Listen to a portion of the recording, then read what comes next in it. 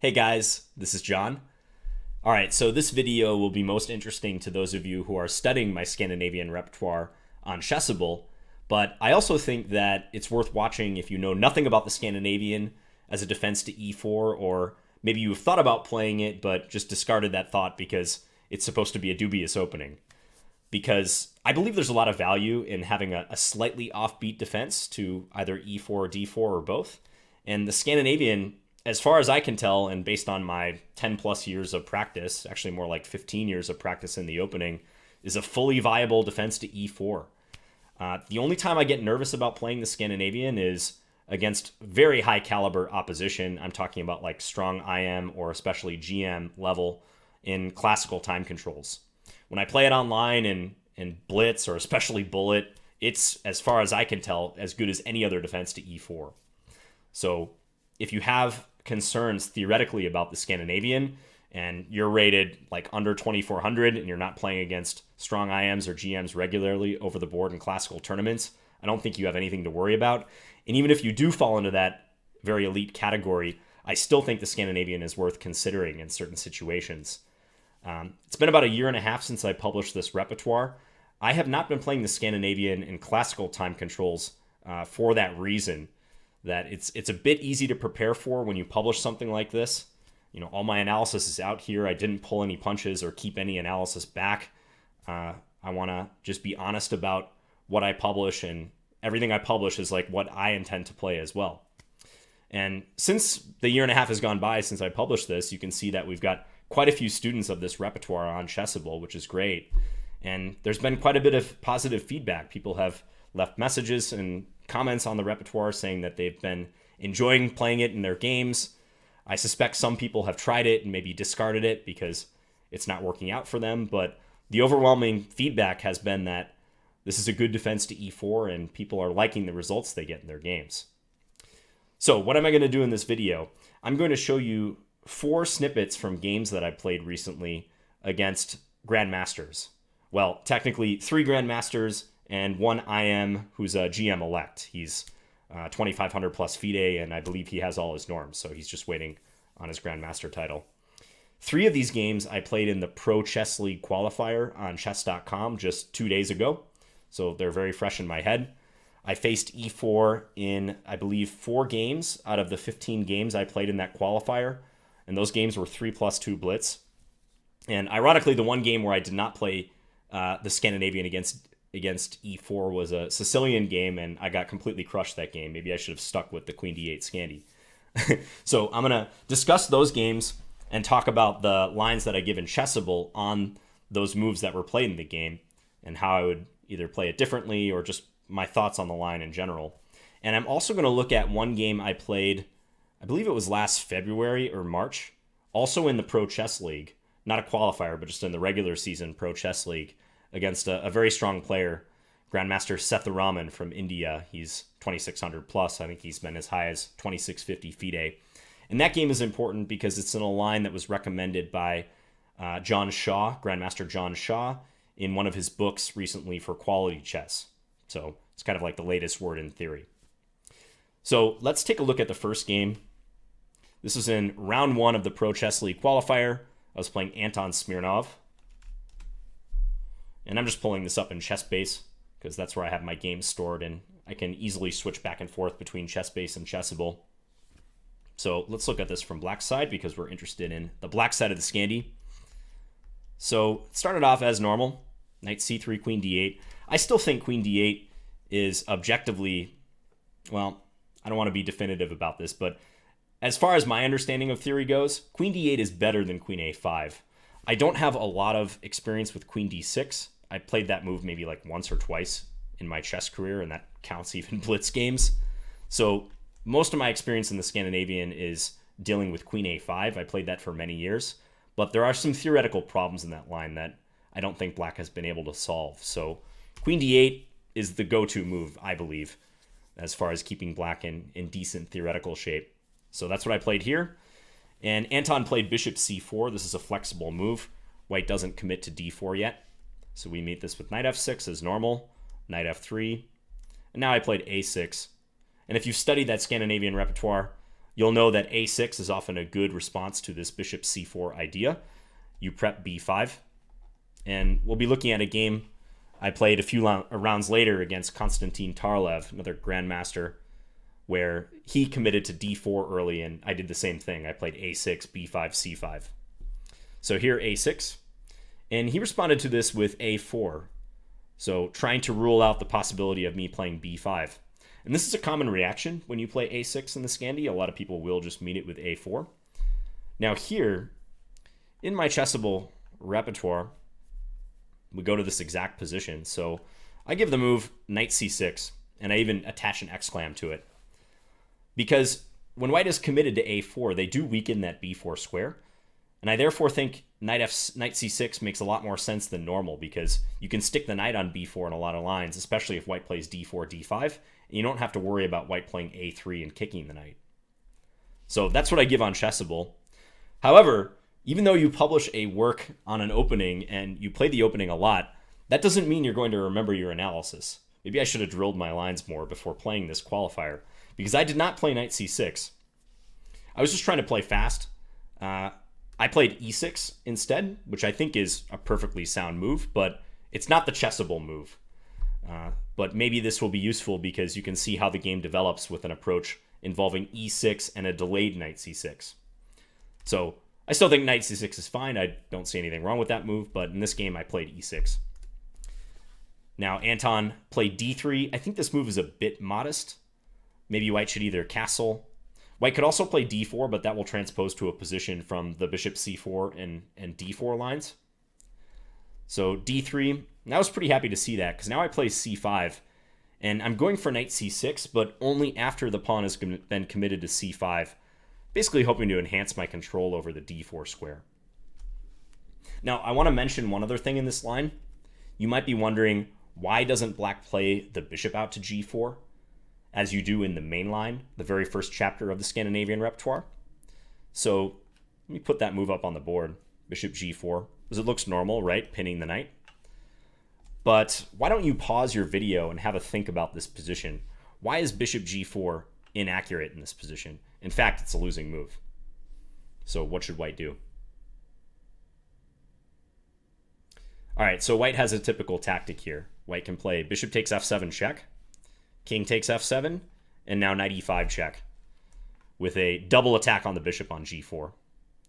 So black will move the king, white takes, white's up a pawn, black can't castle, horrible position. So that's a typical tactical idea you always have to be aware of in the Scandinavian.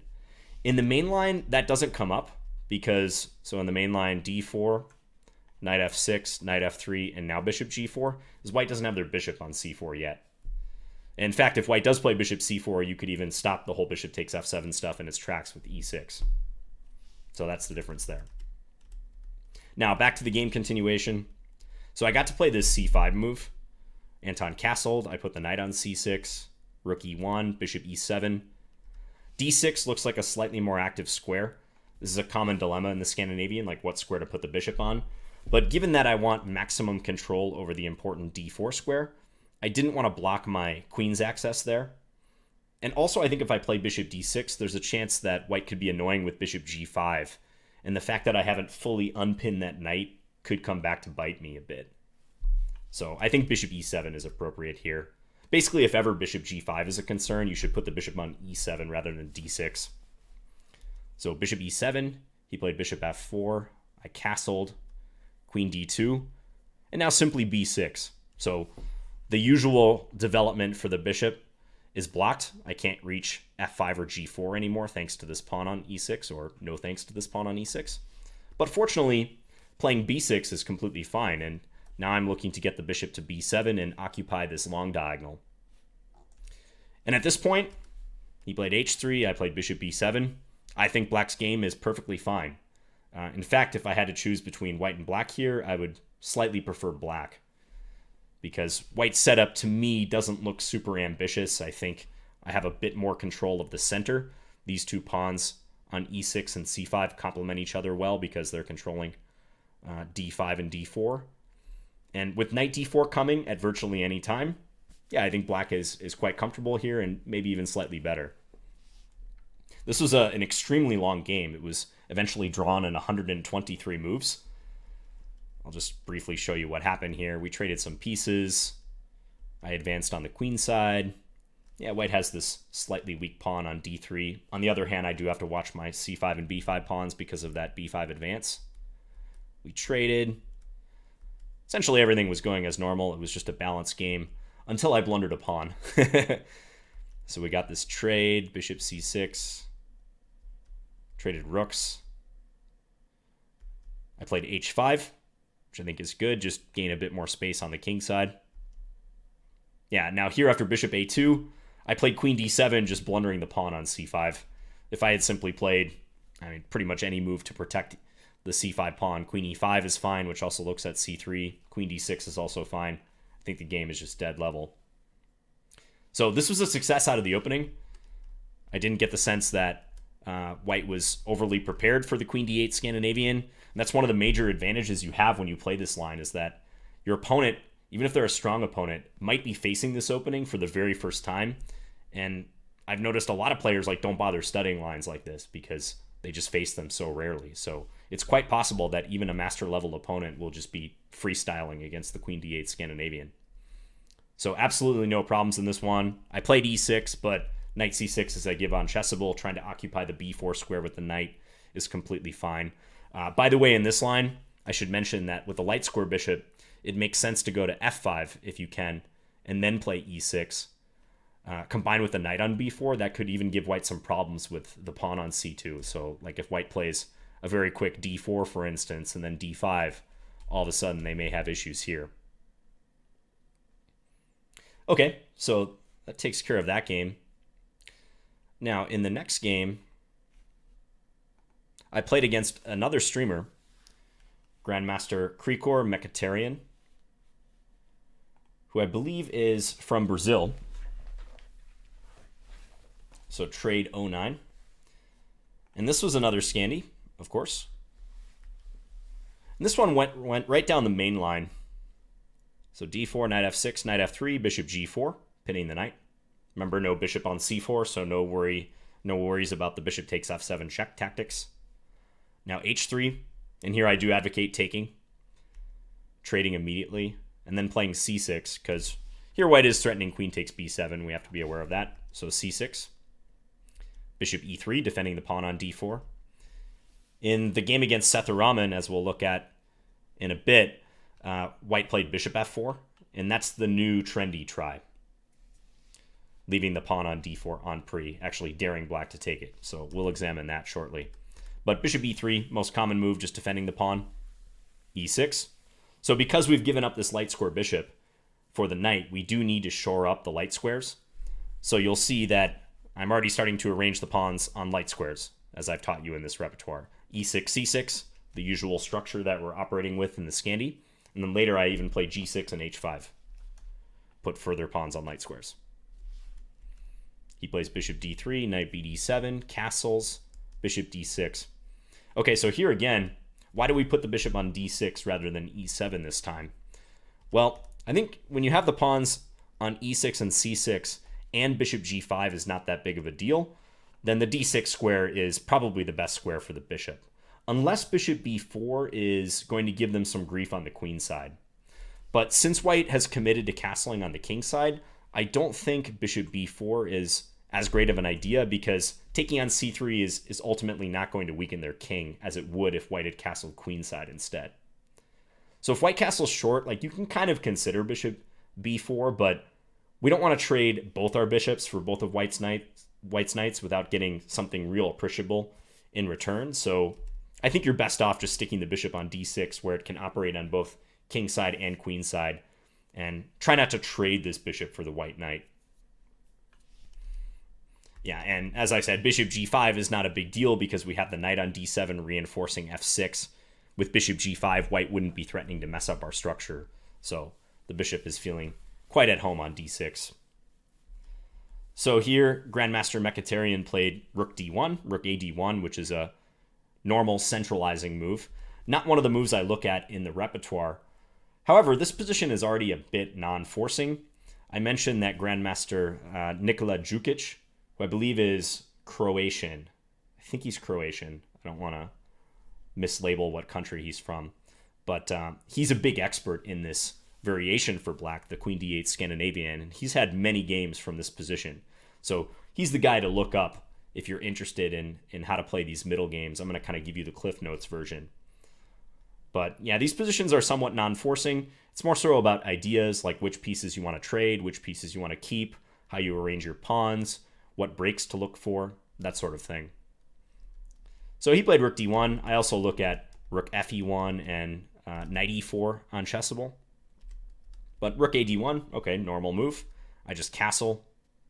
We're not really looking to castle long in these positions. I think black is definitely best off castling short. It's just the quicker way to get the king to safety.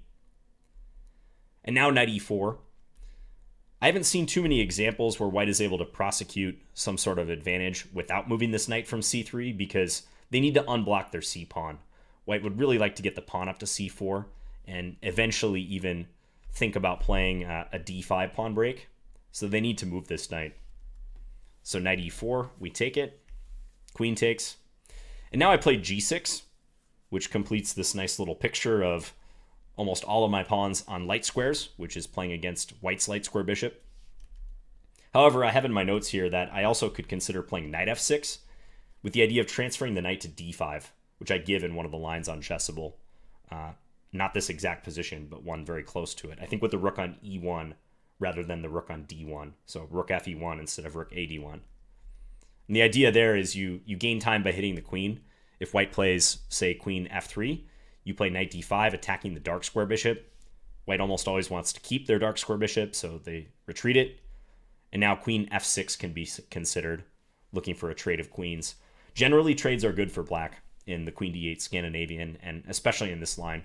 The more you trade, the less you ease that space disadvantage that black naturally has in this line. So trades are typically a good thing. So I could consider playing like that. When you play knight f6, you do have to watch out for queen h4, though, with this annoying potential of an attack on h7. I don't know how big of a deal that is here, but I would have to consider playing either h6 or g6. Not actually sure which move is best. I have in my notes h6. This is just the analysis I did after the game. But when you play h6, you always do have to consider the possibility of a sacrifice there. I think if you have the choice, it's better to try to get the pawn to g6 instead. Here, though, I don't think h6, bishop takes, queen takes is dangerous. Black can play rook e8 and try to get the bishop back to f8 to defend. Realistically, white would have to have a rook that's ready to lift to the third rank and give a check on g3 to really make this attack work. So that was another option, but again, these are 3+2 games. I'm just trying to play simple, straightforward chess. So I just played g6, setting up this desirable pawn structure. And now Grandmaster Mkhitaryan played c4, so getting the pawn up there. I played rook e8, which I think is a good preparatory move in almost all lines.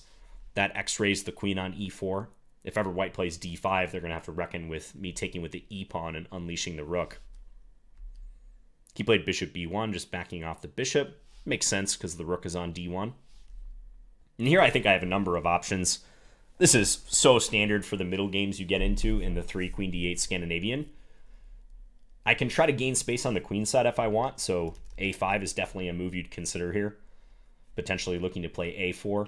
Then you would truly have all your pawns on light squares and even try to encroach on the queen side. So that makes sense. Queen c7, I think, also makes sense. I played queen f6, though, because I wanted to be able to play bishop f4 if ever white moves this queen from e4 and is not guarding the f4 square. Also, as you can see from the arrow, it prepares for rook a d8. And I think the queen is just pretty active on f6 as well, so I think it's a perfectly good square. Now he played queen g4, which maybe flirts with some bishop g5 ideas. I played h5, attacking the queen. Played queen g5. Not a lot of squares for white to go to. I guess he could retreat all the way to e2, but in that case, I do get to play this bishop f4 move, right? And offer the trade of the dark square bishops. So, queen g5. And here I made a slight inaccuracy, according to the computer. I just played rook a d8, bring the rook to the center.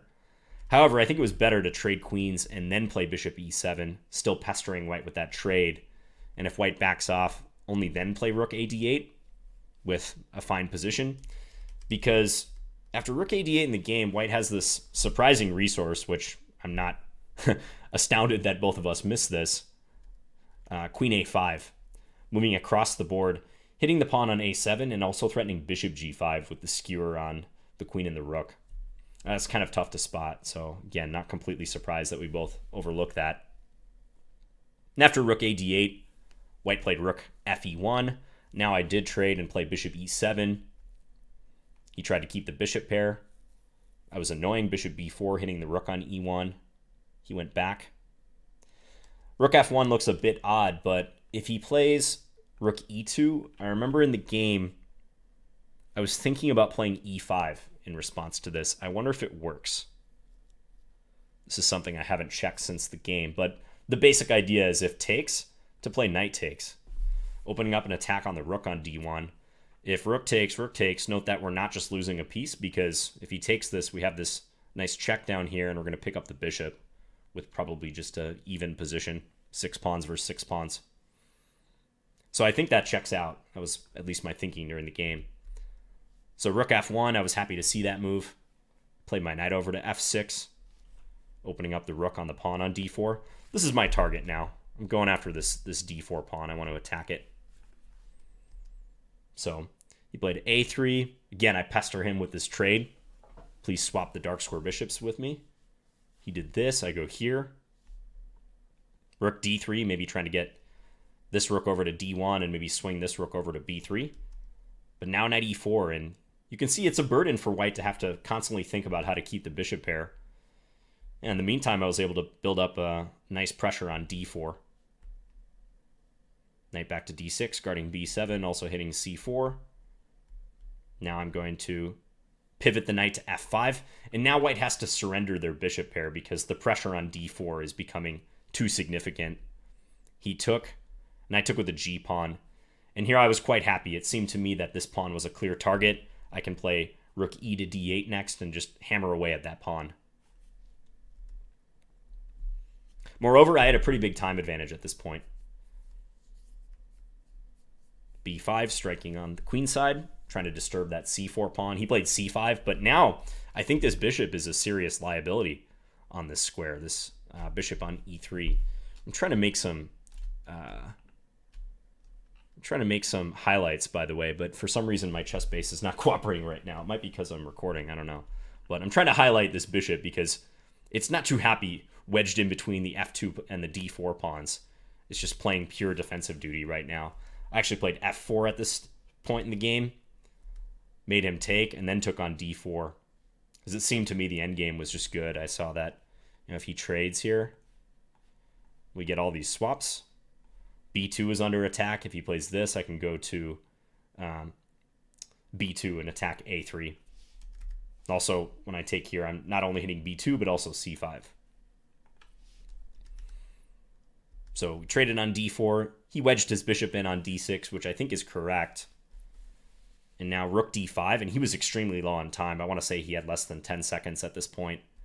And he blundered a pawn, king f1, and I took on b2, and white cannot capture because of the hanging rook on d1. And then after some adventures, I was eventually able to win.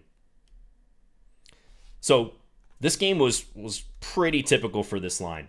If you play the Qd8 Scandinavian, you'll get into this main variation quite frequently where you do surrender your light square bishop for the knight, but you gain a nice solid pawn structure and the ability to shore up those light squares by putting the pawns on e6, c6, and often g6 and h5 as well. And keep in mind some of the things I was discussing, like the knight transfer to d5. This is always a tempting possibility if you can execute it. The queen coming to f6.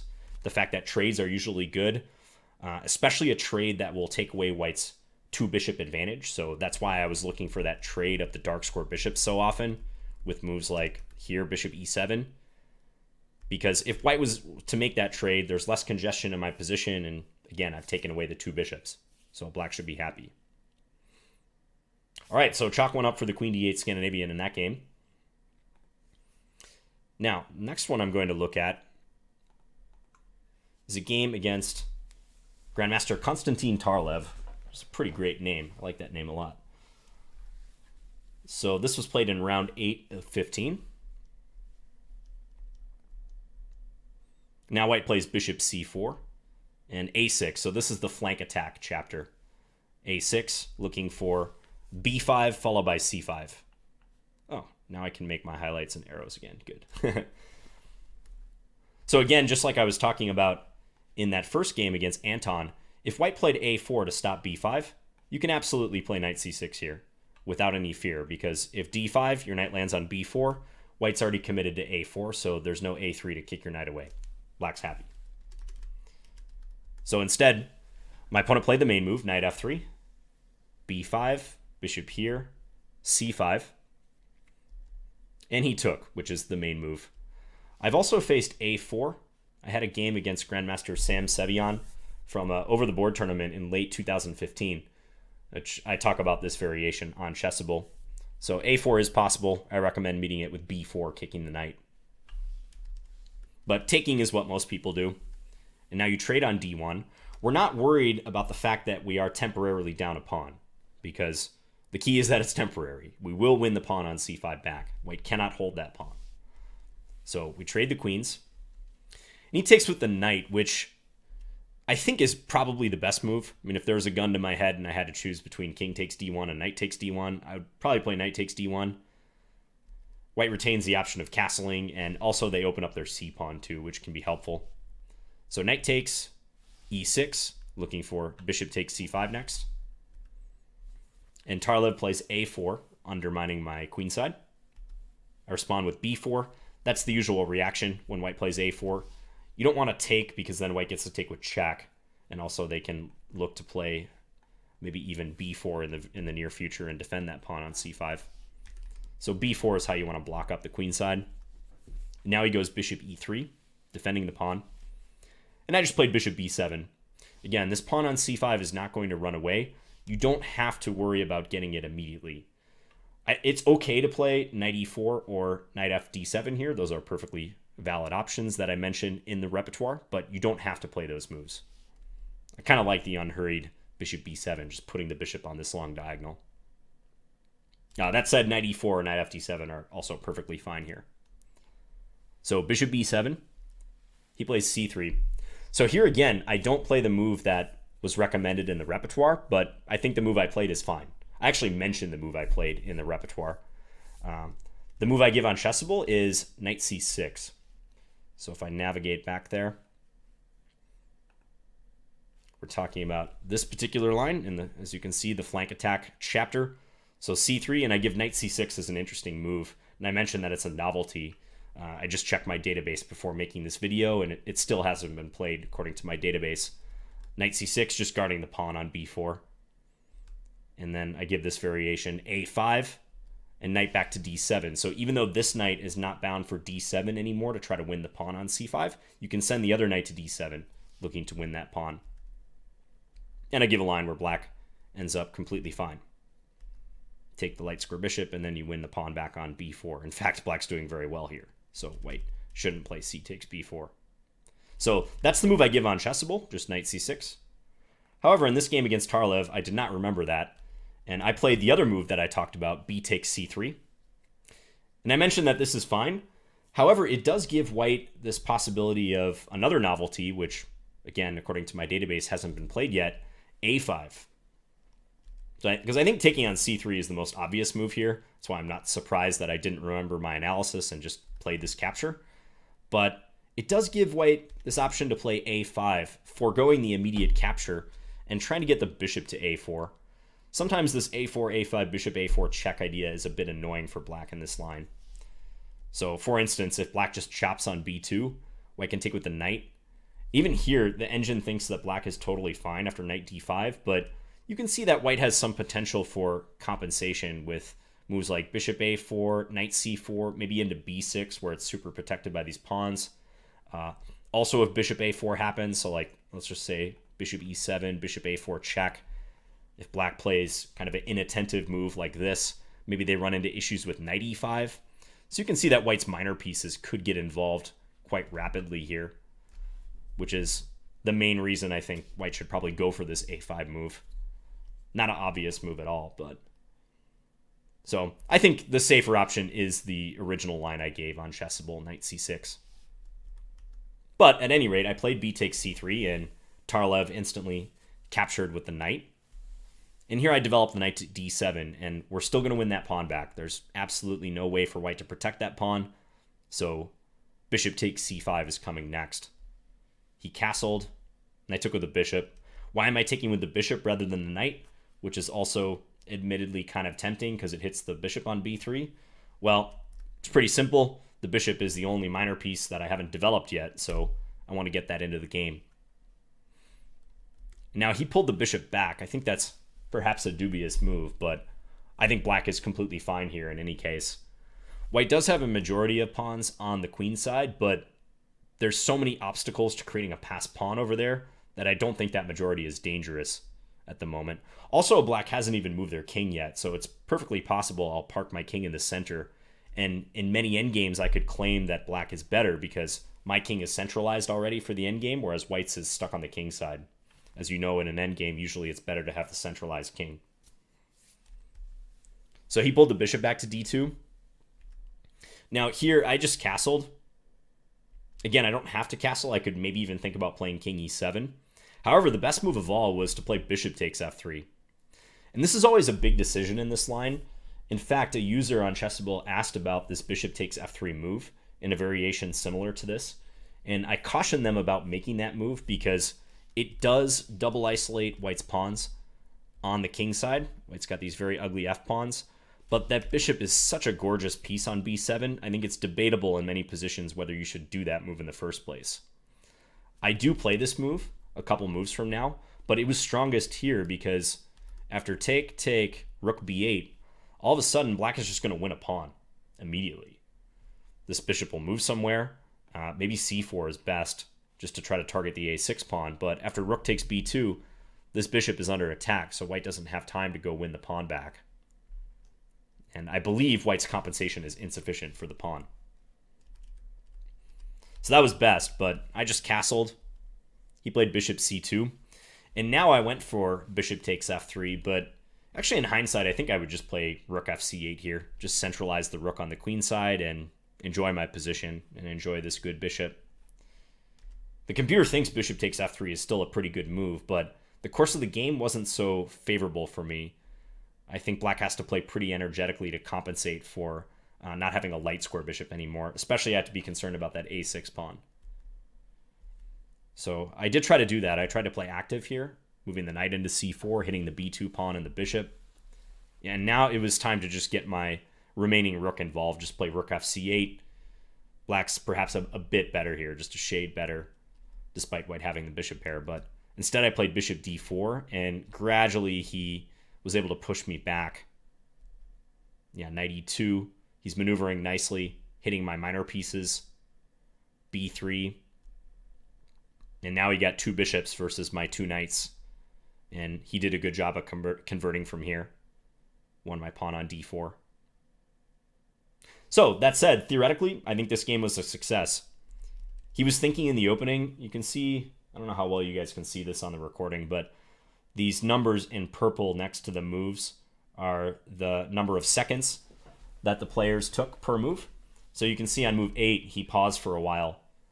Paused for 19 seconds before playing d takes c5. So again, I think it's very possible that my opponent either didn't know this line period or maybe had looked at it very briefly in the past and was trying to remember his analysis. And at any rate, I think this is one of the best lines for black in the entire Queen d8 Scandinavian. I haven't seen any game really that casts any doubt about this whole concept. A6, b5, and c5 temporarily sacrificing the pawn because black always wins it back and the endgames are all at least equal for black, if not favorable. All right, so those are the three games I played in the Pro Chess League qualifier in the Queen d8 Scandinavian. Now let's talk about the trendy line I mentioned. So this has to do with that main line with knight f3, bishop g4. But now, after the trade on f3 and black playing c6, it was discovered a while back, and I don't know if John Shaw was the first person to discover this, There probably were some games even before that, but it was discovered that white need not play bishop e3 to protect the pawn on d4, or some move to protect the pawn on d4, like queen d3 has also been played before. Now, there's been a bit of a discussion here on this move. This is one of the cool things about Chessable, is that underneath these variations, we have users who can comment, ask questions, or just give their general impressions of a position, and there can be a discussion that takes place. So you can see that the user Artem Dragunov asked 10 months ago about bishop f4, and I replied to him talking about how I had seen this was recommended by John Shaw, and there was a discussion that kind of spun off from here. And at some point I mentioned this game that I played against Grandmaster Sethuraman, as it turned out, in this line. So if you're interested, you can go and look at this discussion. But let me show you what I think black should do against this bishop f4 move, and why it's the theoretical move for white right now, at least. Probably one of the better tries for an advantage. So this is my game against Sethuraman from February. It was played on February 11th, 2017. This was not a blitz game, by the way. This was a rapid game, time control of 15 minutes with a 2-second increment. So all normal. And he played bishop f4. Now, the main reason this is dangerous for black is if you accept the pawn on d4, you're going to run into some problems after this knight b5 move. I do not think black should get involved with this variation. You can imagine if this happened over the board and you didn't know what was going on here, you were seeing this for the first time, you could easily get crushed. Like your opponent just blitzes out knight b5 and you're like, whoa, what's going on? Doesn't that just hang a knight? But if black takes it, which they essentially have to do because the queen is under attack and also knight c7 check is threatened. So takes, then bishop takes b5 check, knight bd7, and now queen takes b7. And we could go on from here, but from the analysis I've seen, this is very dangerous for black. I would not recommend getting involved in this line.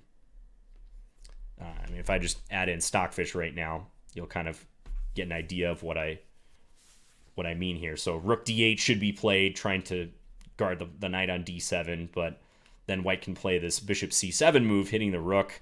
Just optically, I would not want anything to do with this variation. Yeah, queen e4 check. The engine suggests that black try to bail out now with a trade. Castles, black isn't even going to be let off the hook with bishop takes d8 right away. White's going to castle and keep the initiative. Don't go down this road. So the better option is simply to play in the style of the normal queen d8 Scandinavian. So just play e6, reinforce the center. Now white will castle queenside. This is the most efficient way for white to complete their development on the queen side, because it gets the rook involved and defends the pawn on d4. But now, as we know, when white has castled queenside, and I mentioned this earlier in the video, bishop b4 becomes more of a realistic possibility. And I will say that this is an improved version of the bishop b4 operation for white, because with the bishop on e3, if we draw an analogy, so one other line that you've seen in the repertoire is bishop e3, e6, and now castles queenside. Bishop b4 is even better here because the queen is not defending the knight. Black is really threatening to play bishop takes c3 and just completely damage white's pawn structure. This is not something that white wants to mess around with, I don't think. So having the bishop on f4 and the queen being able to laterally defend the knight is better for white, but still I don't think this is a line that black should really fear. The engines do give an advantage for white here, but it's not anything out of the realm of normalcy for the queen d8 Scandinavian. So bishop b4. Now, my game with Sethuraman went knight e2.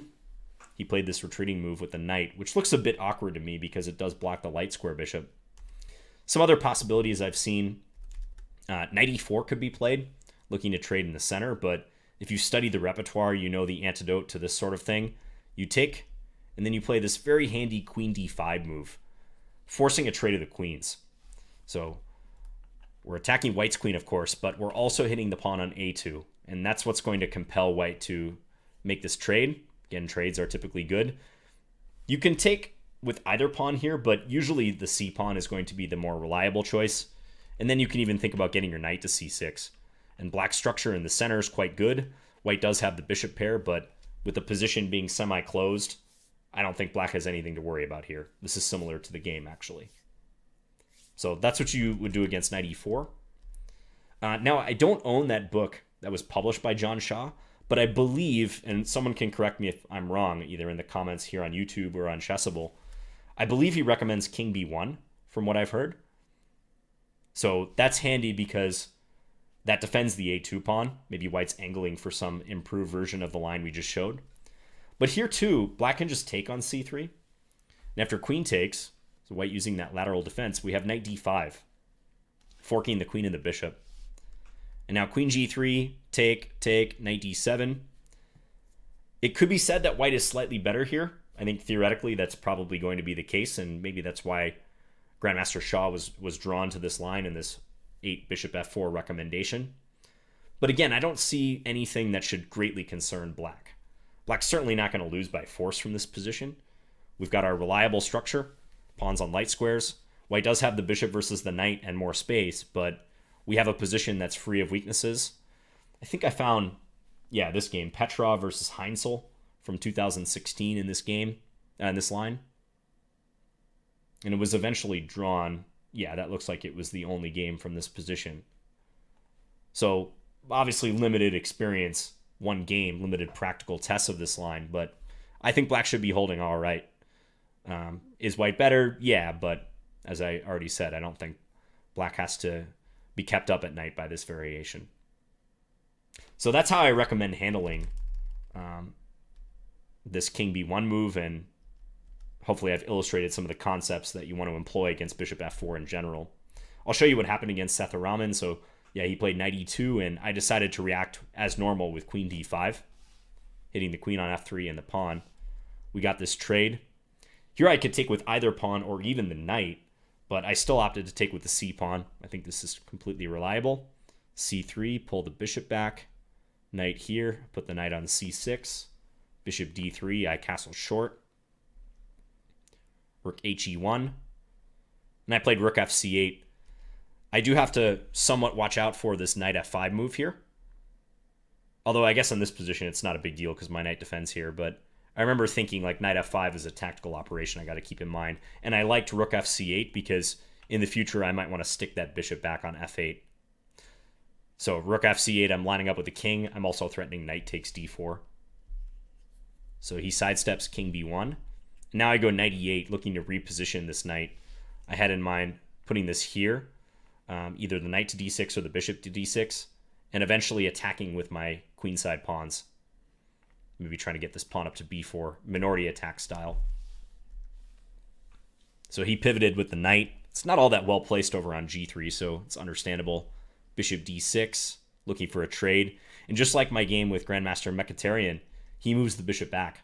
Doesn't want to surrender that bishop pair, so all the way back to c1.